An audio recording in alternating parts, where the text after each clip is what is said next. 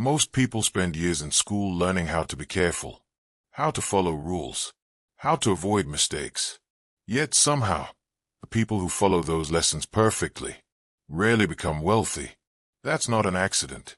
There is a wealth rule so fundamental, so disruptive to the education system, that it can never be taught openly.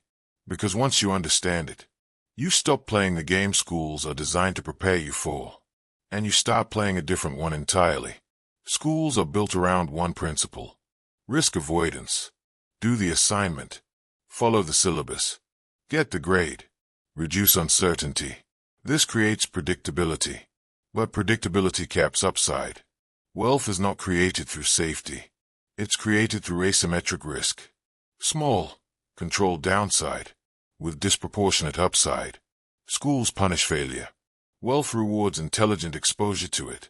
This is why top students often struggle financially, and average students sometimes outperform them massively. One system trains you to minimize error.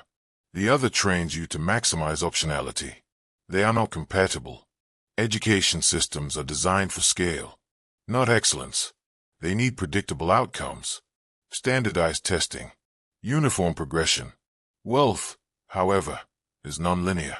It comes from edge cases, outliers, people who exploit inefficiencies. Schools teach you to compete for permission, grades, degrees, credentials. Wealth is built by competing for leverage. Leverage over time, leverage over capital, leverage over distribution. One path produces employees who fit systems. The other produces individuals who design them. And systems don't like being questioned. Schools teach you how to earn income. They never teach you how money actually behaves. This is the missing rule. Wealth is about capital velocity, not effort. Effort is linear. Capital velocity is exponential. The wealthy study flow, where money accumulates, where it stagnates, where it compounds. They ask different questions. Not how much do I make, but how fast does money move once it's created? Income that stops when you stop is fragile. Capital that keeps moving without you is power.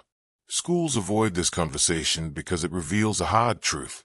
Hard work alone is not the deciding variable. School conditions you to trade time for validation, hours for grades, years for credentials. But time is the only asset that never compounds on its own. The wealthy treat time differently.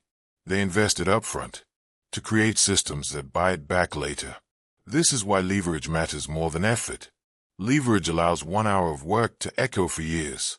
A skill that scales. A business with distribution. An asset that compounds. Schools reward consistency over impact. Wealth rewards impact over consistency. This creates a psychological barrier most people never cross. Letting go of guaranteed progress in exchange for nonlinear outcomes.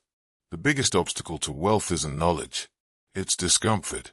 Schools train you to seek approval, grades, feedback, clear instructions. Wealth demands autonomy, ambiguity, delayed feedback. This creates fear. Fear of being wrong.